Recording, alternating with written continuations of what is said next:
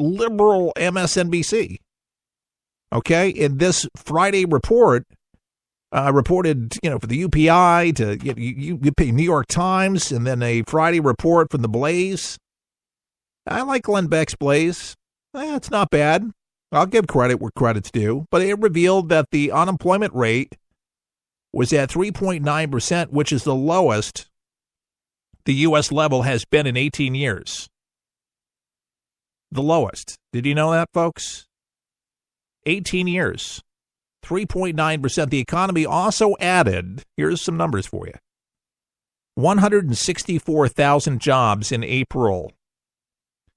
During this program on MSNBC, it's called Morning Joe, the appearance of Mr. Douche. That's how you pronounce it. 3.9 jobs. If he does the North Korea thing, as he puts it, the North Korea thing, I like that. ISIS, this man, unless there's some serious stuff in these indictments, he's going to get reelected in a landslide. Steve Ratner, Morning Joe's economic analyst, said that Deutsch's comments weren't off base. Weren't off base. They're factual. Yes. And that's why people are so worried.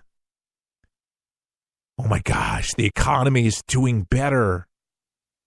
African Americans are doing better. Yes, minorities are doing better. Yes, Latinos are doing much better.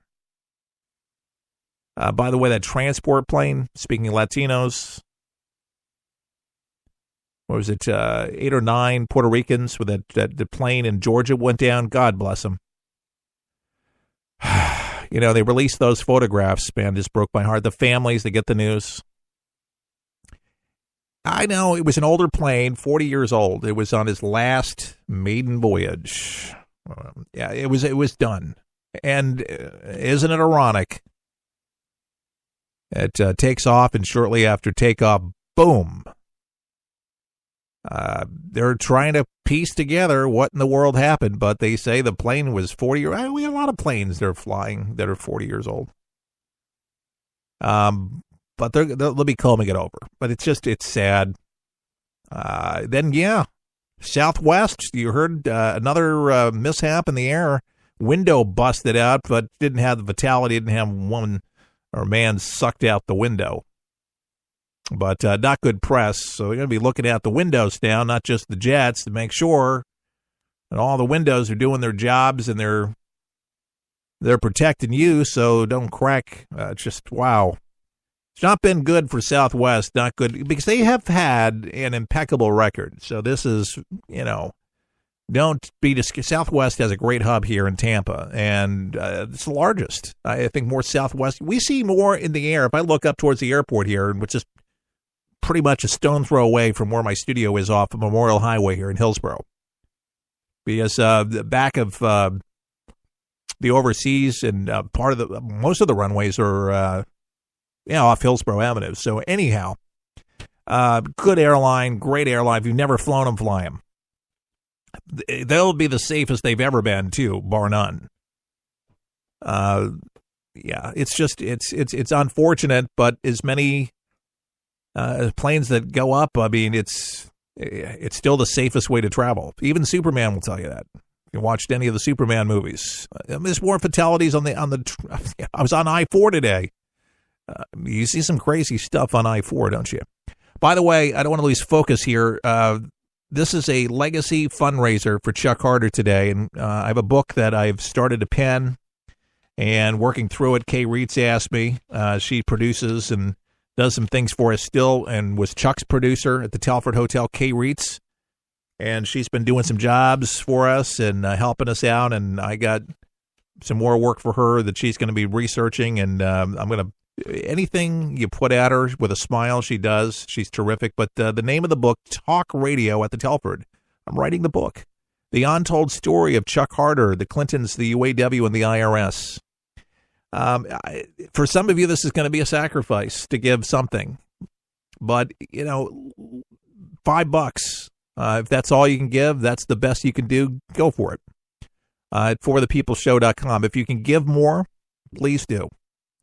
I would really appreciate this. If I didn't believe in this, folks, I would not be endeavoring to do this, because this is a big undertaking. And to get this right, folks, I don't want egg in my face. I want this right. There's a lot of people going to be reading this. Ralph Nader and people on the left are going to be reading this, and yeah, we'll furnish a nice copy. By the way, I'm going to make sure, seriously, that the Clintons get a copy of this book, because they're going to be in it. If anybody was responsible, folks, in my opinion, and this will be in the book, for the death of Chuck Carter, it was the Clintons. They killed him. They killed him, folks. They stripped his microphone away. Listen, he was a kid in Elgin, Illinois, 16, going into work in Elgin, Illinois, where he grew up. That was his life. No, Chuck was never charged with anything. But they investigated him, and they closed his businesses down. They lost his radio stations, lost his network. I mean, they did horrible things to him. Death threats. Oh, yeah, against him and his wife and his family. Yeah, Chuck lived on the banks of the Swanee River. And because of those threats, yeah, he had to barricade himself in with some barbed wire fences, some tall fences, perimeter. Yeah, that kind of thing. But, man, beautiful house. The view from the Swanee River, oh, my dear God, seriously, it was beautiful. You look out, and the tea-stained river and the Spanish moss off the trees here in Florida. It's just beautiful, folks, beautiful. And if you get a chance, and if you're ever on I-4, take a trip into White Springs, Florida. Seriously, you'll feel that just time stands still. Now, for some of you, you may not like the concept, but some of you are looking for it. Yeah, there's some bed and breakfasts around the area. I wish the Telford was still open, and they used to do a bed and breakfast, and they did a nice job. Maybe someday somebody will rub a few coins together and make that happen. I'd love to see that happen, to be honest with you. That would be just unbelievable. It was a perfect place for a patriotic radio network, the People's Network. It was appropriately named because it was for the people, by the people. And Chuck was for the little guy. And that's what made Chuck unique. He explained things in a way that everybody could understand it, whether you had a PhD or a GED. You didn't even have a GED. You got it. And you knew that he was looking out for you. He was real. And I'll tell you, it's tough to find people these days that are like that. Now, I had this guy, I'm not going to mention his name because I don't want to call anybody out, but he said, "Keith, you sound like an evangelist on the air." I'm like, well, that's not my intention, but I'm calling out a need and also what I'm doing, and I have been doing this for some time as a broadcaster, and verifiably with Chuck Carter, and you can verify the networks that, I've been working with Chuck, and most of you guys know this, but if you're a long-time listener and don't know who I am, and it's been just too long, I took over For the People, and we relaunched it back in 2014. And I've known Chuck professionally since 1995, was a friend, and he was my benevolent stepdad. I dated his daughter for many years, Darlene. She's with somebody else. I'm married to a wonderful woman named Lily. She's in Tampa. That's where we live. But, I got to know Chuck very intimately and his family, as you can imagine. Private conversations. And a lot of those conversations will remain private. But there's a lot of ones that can be shared. And we had some fun trips. We went out to the NAB, or is it the RAB? Yeah, that's the National Association of Broadcasters. Chuck didn't go to that one. We went to the RAB, and I've been to both, by the way, many of them. But anyway, it was out in Vegas, and it's difficult when you're a big guy. Okay, Chuck was big, and flying was just not an option. So we would take an RV. Chuck bought an RV, and we went to Vegas. So that story and the shenanigans and and we had some fun times. I got to tell you, Jacksonville, Alabama, he bought a radio station up there. Some stories about that. stories about his pets, just stories and Chuckisms and what made Chuck. And it all come kind of together where you'll understand and it'll make sense. You're like, okay, now I totally get it. There's a lot of things you don't know that you're going to get to learn and maybe some refreshers on some of the stuff. But importantly, for you is that you will understand it and it will be factual and all the pieces will be put together. So, and it will be a fun read. There's no doubt about it. This is not going to be a boring read. This is going to be a page turner. You're going to enjoy it. It's going to be fun. You're going to laugh. You might even cry a little bit. But it's going to take you through the tension, the stresses, the fight, the broadcasts, talk radio at the Telford. It's everything that it promises. And let me just say more.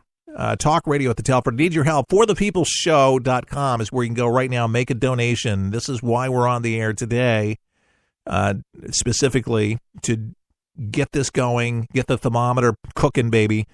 We need your help. We need some gasoline in the tank here. So whether you can give me $5 in the tank or it's $10 in the tank, whatever you think you can throw in the tank right now, this would be great. But we got to get this thing moving here for Chuck. We got to get his legacy going.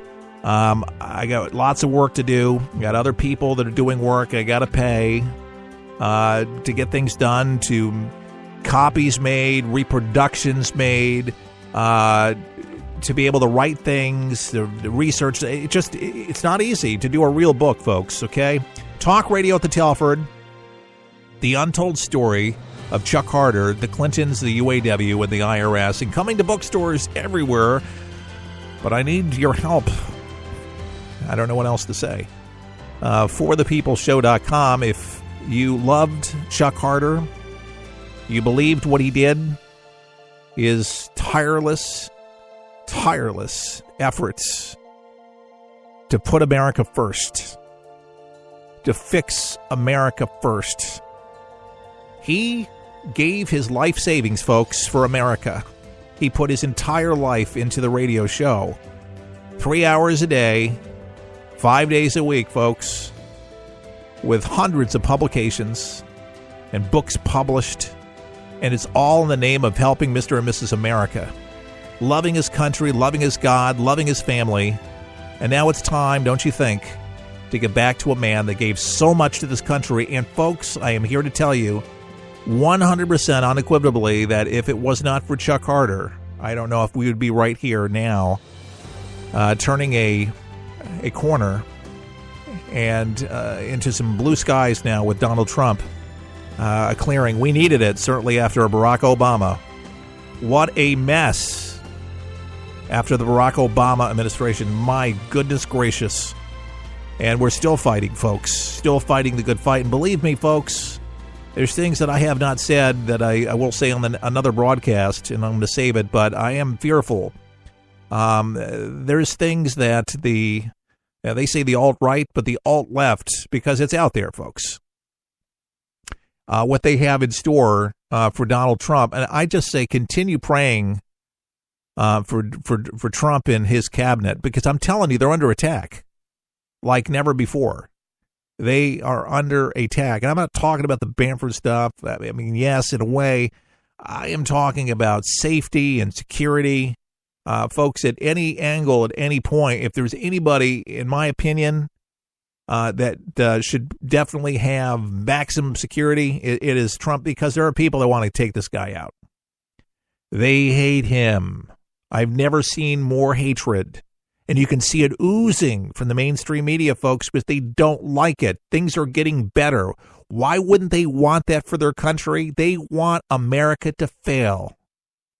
They want us to fail. The Barack Obama, remember Barack Obama? You didn't build it. You didn't do it. What are you talking about? You got to give somebody else some credit for it. Okay? We got to let others go ahead.